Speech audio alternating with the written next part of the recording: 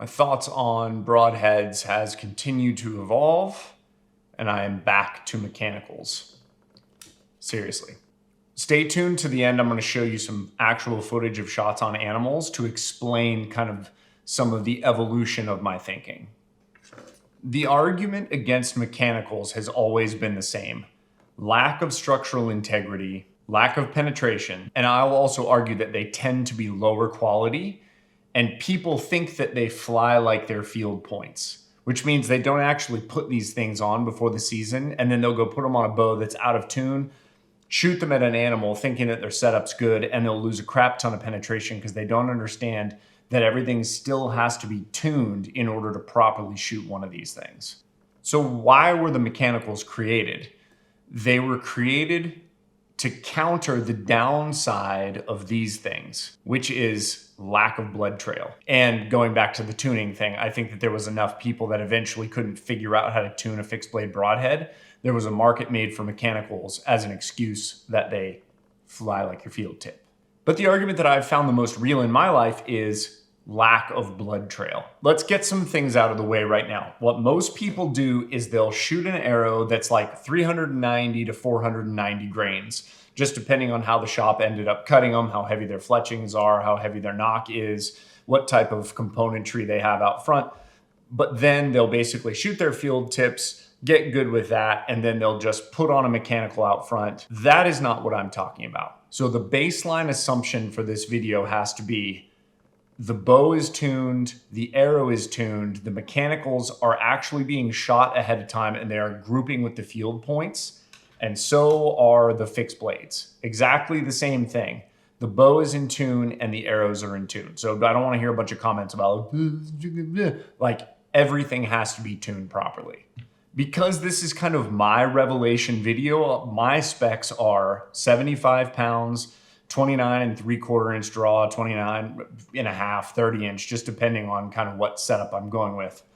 So I'm pulling a lot of length and I'm pulling a decent amount of weight. So like, because this is my revelation video where I'm saying that I've been shooting mechanicals a lot more for the last year, maybe you have a different revelation and maybe your specs are different. But again, follow along with me because this is my revelation, my specs. So a quick story of why I basically moved over into the heavy arrow fixed blade broadhead camp. So this guy right here, this arrow setup was like one of my favorites. It was 615 grains. Flew like an absolute dart. Components are super solid with an iron will, and it was a standard iron will solid out front. What I've got on here now is the iron will wide single bevel, and this is 150 grains, which I probably would have shot over their standard smaller double bevel. The reason I switched was because the math made sense to me. When you're saying the worst case scenario on shooting an animal is you hit heavy bone, therefore you need something that can break heavy bone and still have enough ass behind it to get into the actual vitals, I went, that makes sense to me.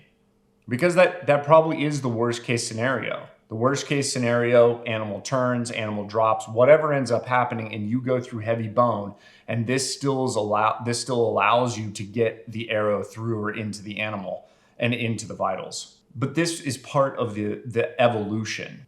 I don't think that's the worst case scenario.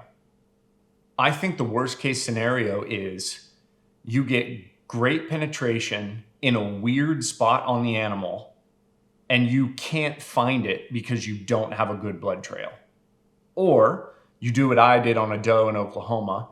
You shoot at the worst distance on whitetail ever, which in my opinion is 40 yards.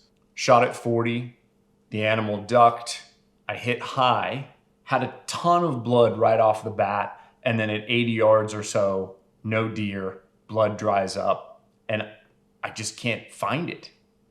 I can't find the animal. So that means 2 holes going completely through the animal. And so the amount of blood that's coming out with something like this versus something like this is different. Now, here's the question. What if I would have shot that exact same doe with this rather than this? This passed through all the way through, found the arrow on the other side. I think what might happen with this is a better scenario, which is arrow hits on the near side and stops and bounces off of her.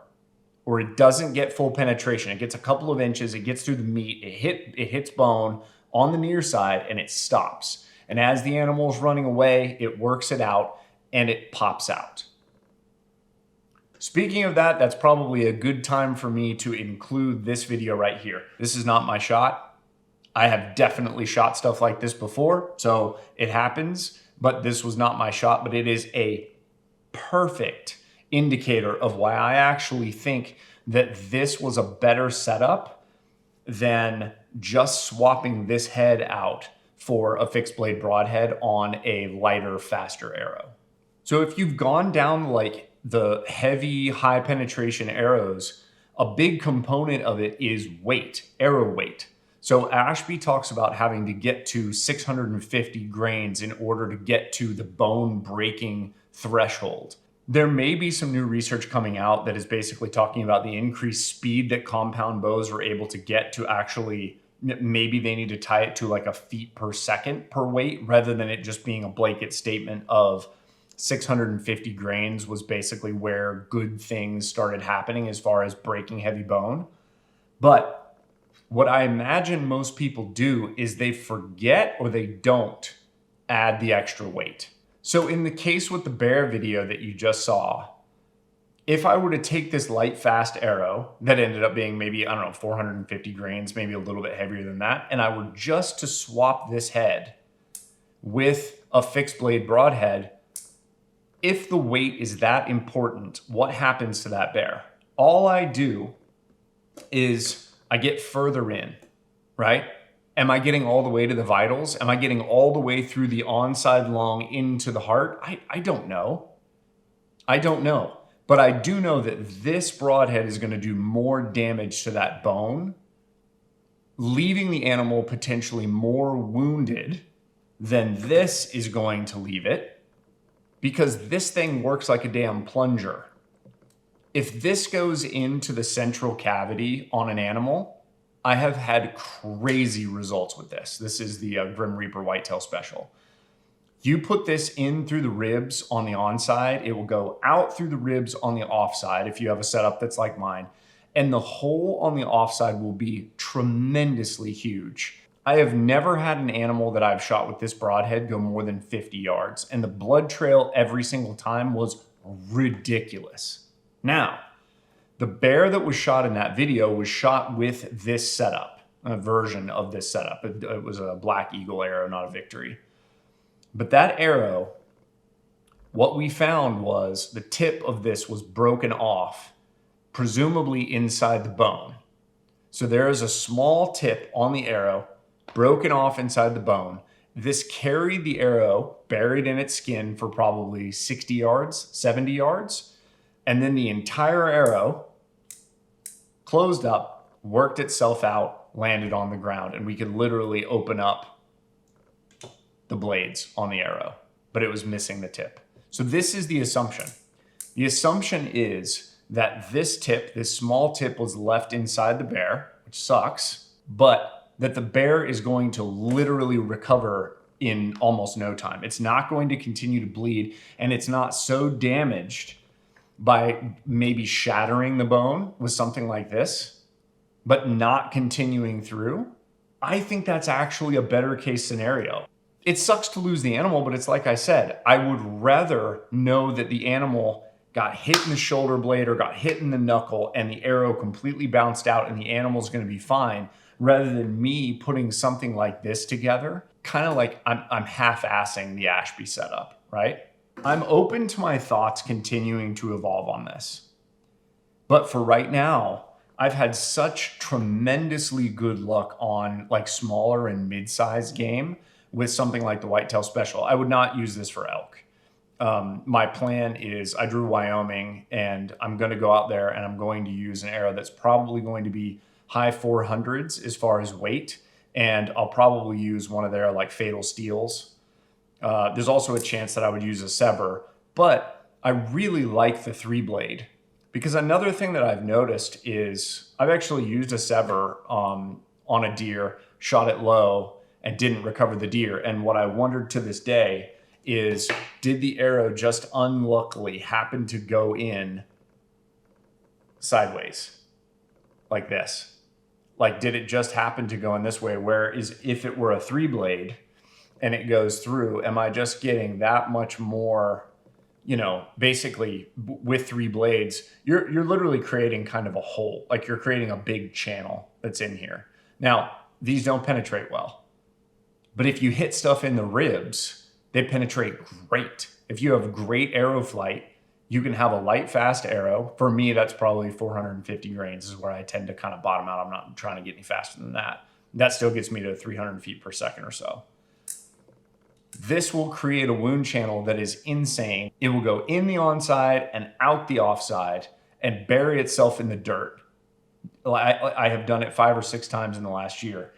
And the animal just feels like it's been hit by a freaking bazooka.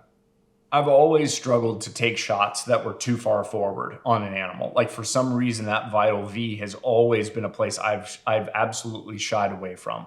I've definitely shot, like the stag that I shot in New Zealand, I shot forward, and I was really glad that I had the Iron Will single bevel on at that point in time. Got a full pass through probably 5 inches of meat on the onside, in through the ribs, all the way through, same 5 inches of meat on the offside, and the arrow literally caught by the fletchings. So full pass through, in my opinion, that's considered a full pass through. The bear that I shot last year in Canada that I lost, I shot low and I shot back. A neighboring camp called and said at the end of their season last year, they had a big bear come through and they shot the big bear, and the bear had hole in its onside rib and a hole in its offside rib, down low and back. And they couldn't believe that the bear hadn't died.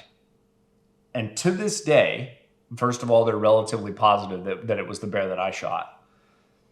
I just wonder, because this was what I was using. Iron Will, wide, single bevel, 150 grain. If I was using this, because penetration wasn't a problem, would this have actually gotten the job done better? Because what I didn't need in that moment was more penetration. What I needed was more cutting surface, because that was the error that I made. The error that I made did not require more penetration. The error that I made required more cutting surface to recover. So if you make an error forward on the animal, it may require more penetration to fix the error. But there's so much more room back on the animal that I would rather have more cutting surface. So that's kind of been my revelation, to be honest, is if I hit a shoulder or if I hit a knuckle, I would rather have the animal completely live. Like, I know for a fact it's going to hurt. It's not going to be happy. Maybe I'm leaving a piece of this arrow buried in something. Hopefully it's not going to get infected and create an issue. Hopefully the animal is able to, work it out, or they're just able to absorb it into the bone. And a hunter 5 years from now, when he's carving up the animal, finds that and thinks, wow, that's a cool story. I think I like that idea right now better than I like the idea of this going further back on an animal and me not being able to find it, which has been the case a couple of times. Even when I felt like I made a good shot, still just not having great blood trails to be able to track has been frustrating. Those moments where you feel like the victory is like right there, where you waited and waited and waited, and then you can't find the animal. Whereas with this, it's kind of like you either know the animal is going to be fine. Again, I'm making big, broad generalities. Or you know that you're going to find it piled up. I don't know if this is helpful information, but for me, when I'm thinking through the philosophy of archery and I'm thinking through the philosophy of why I'm using the gear that I'm using, because I'm always thinking about like, what's the right piece of gear for this scenario, the evolution of my thought has changed. And I've been pretty dang satisfied over the last probably 8 months with what I've been using and have had surprisingly good results. And to be honest, I don't even think that this is like the perfect mechanical broadhead.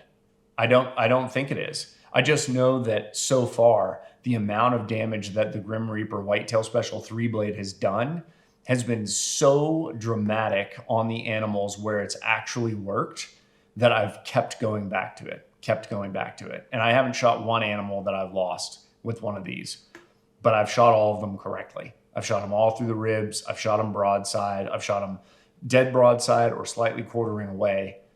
I can't say the same with some of the fixed blade broadheads that I've used, where I felt like the shot was actually decent, and then I've still had a hard time recovering the animals because the blood trails just aren't super awesome.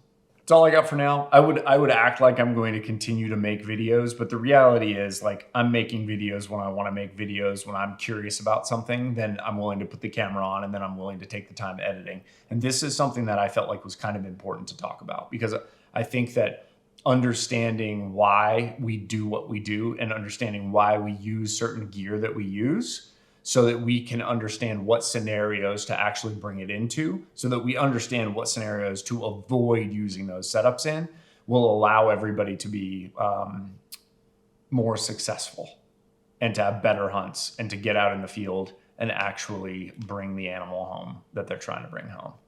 Thanks for watching. I'm Brandon McDonald.